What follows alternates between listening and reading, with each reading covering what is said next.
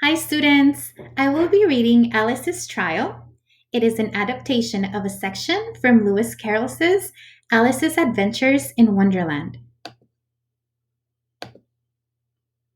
Alice was sitting in the Wonderland courtroom thinking about the events of her strange day and how she ended up there. It all started when she chased a curious white rabbit down a deep, dark hole. While there, she saw a bottle that said, "Drink me." And being a girl who followed rules, she did just that.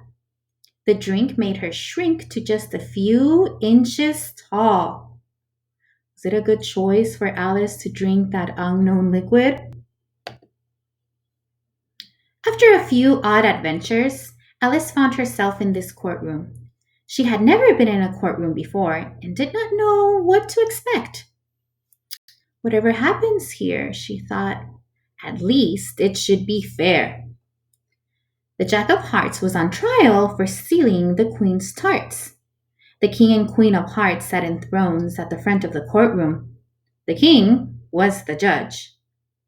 That doesn't seem right, Alice said. This is very curious.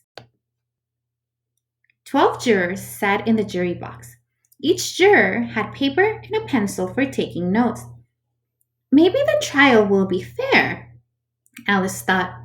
The jurors, not the king, will decide if Jack is guilty. Then Alice saw the jurors writing their own names on the paper. Silly things, she said out loud. All of the jurors wrote silly things on the paper. This is very curious, Alice said. While Rabbit blew a trumpet, White Rabbit blew a trumpet. Then he announced, "The Queen of Hearts, she made some tarts, all on a summer day. The Jack of Hearts, he stole those tarts and took them all away." "Enough of that," said the king. To the jurors, he said, "Is Jack guilty?" "Not yet, not yet," cried White Rabbit. "We have to have the trial first." "Oh, yes, of course," grumbled the king. "Call the first witness." "Calling Hatter," called White Rabbit. "Take off your hat, Hatter," ordered the king. "It isn't my hat," said Hatter. "You stole it?" asked the king. "No, no," said Hatter. "I'm a hatter. I make and sell hats. I'm just wearing this one until I sell it."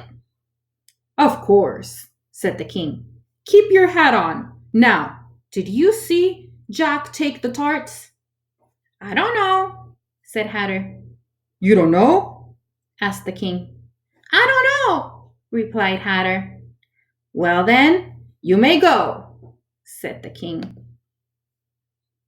The rabbit called the next witness, Cook. "What were the tarts made of?" asked the king. "Pepper," said Cook. "Achoo!"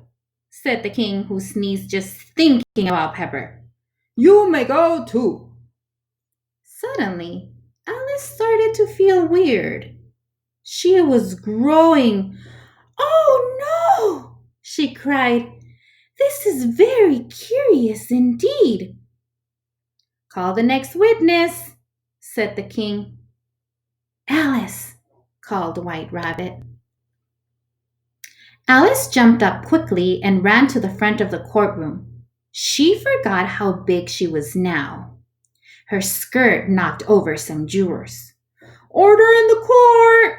yelled the king. The very large Alice picked up the jurors and put them back in their seats. "What do you know about Jack stealing the tarts?" asked the king.